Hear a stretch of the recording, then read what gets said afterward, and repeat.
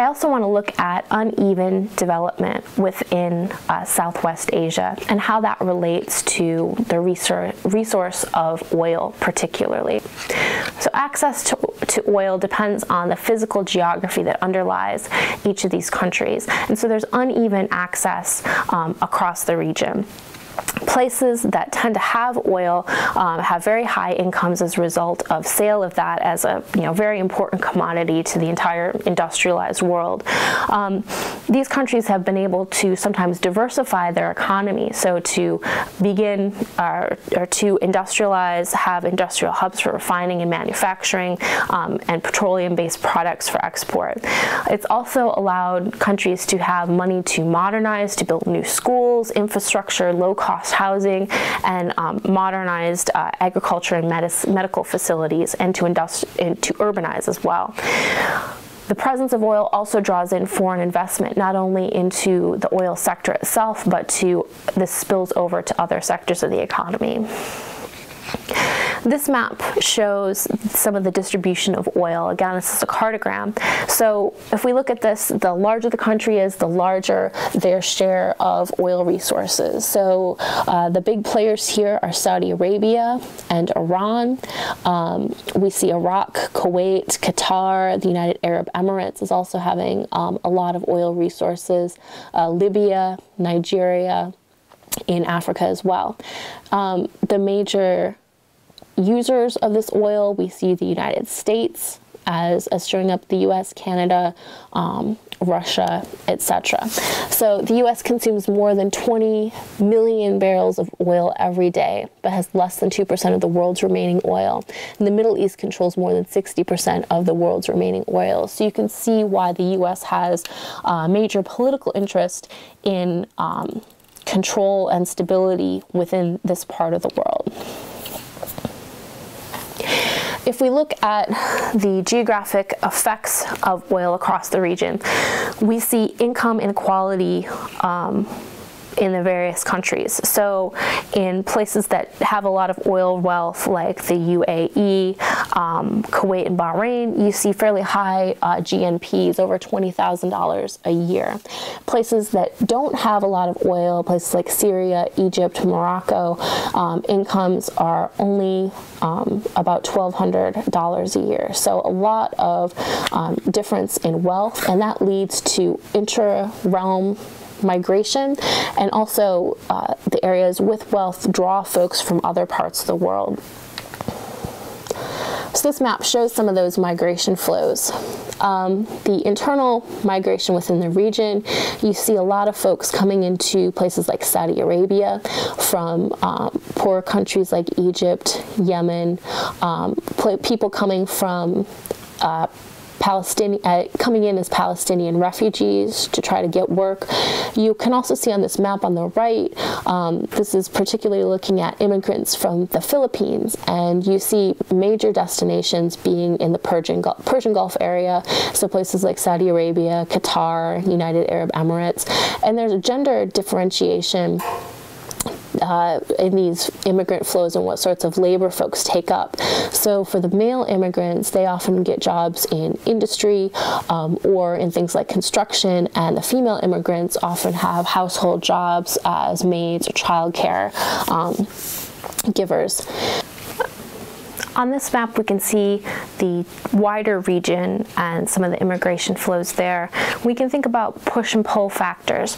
Pull factors, obviously, oil money and wealth and the jobs that are associated with it, guest workers being pulled into those particular areas, and then Jews returning to Israel from other parts of the world.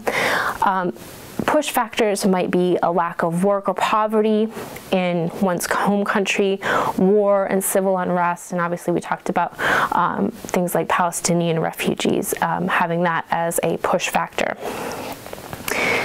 So there's a lot of urbanization in this part of the world, though it varies depending on the country. So in places like Israel, you have about 90% of the population living in cities.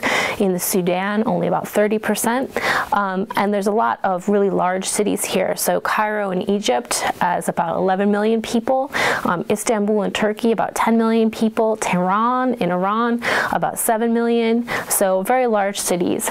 But in some places there's been a lot of growth and poor infrastructure, squatter settlements, poverty, and crowding. But a lot of these cities are extremely modern, and we heard in Edward Said's interview about the notion of Orientalism as one of the main ideas is that the West thinks of the Middle East as a place that cannot modernize. But as we can see from the images here, there is really no tension between modernization and Islamic culture. You can see the pictures on the right of major cities in the area. You see Riyadh in Saudi Arabia on the top, and the bottom you see a picture of Tehran. On the top right you see an entertainment street in Istanbul in Turkey, or a bar street, and on the bottom you see images of teenagers shopping at the mall, sort of standard for what we think of as modern culture. One of the things that folks have tried to do, especially in oil-rich countries that have a lot of resources to work with, is to try to diversify the economy.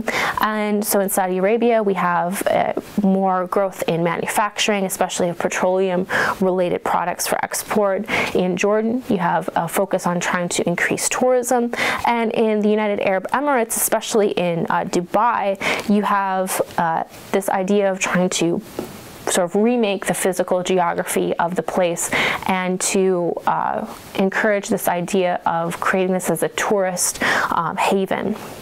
So we see here this idea of place marketing and creating a kind of wonderland by altering the physical geography and creating kind of fantastic built infrastructure. So you see a lot of amazing global mega projects. And if you Google Dubai, you can see some tremendous photos and video of some of these places that have been created. One of those is this place called the Palm Jumeirah. One of the things that folks have done is to try to actually remake the physical environment and build out into the Gulf islands and use these islands as sort of mega sites for luxury living for the elite. So this example shows an island that they have built out in the shape of a palm tree called the Palm Jumeirah, and you can live on this island in a 4-bedroom villa for about $3 million. So might be something to think about if you've got that kind of money to throw around. I wanted to just wrap up by looking at some more images from Peter Menzel's book, Hungry Planet, and we can see a family here in Turkey. If we look at what they're eating, we see a lot of bread, a lot of fresh foods, potatoes, tomatoes, looks like oranges. You see some global commodity products like Pepsi and Coke in the bottom right, and you can see that the family structure we have looks like parents with 3 children and perhaps a grandmother living in the home as well. This next image is from a family in Kuwait, so you can see a lot more packaged food here, and you can think about perhaps the differences in the physical geography between Turkey and Kuwait, Kuwait being a much more arid country that might not have as much access to fresh foods. We can see the family structure. It looks like parents and perhaps 4 children.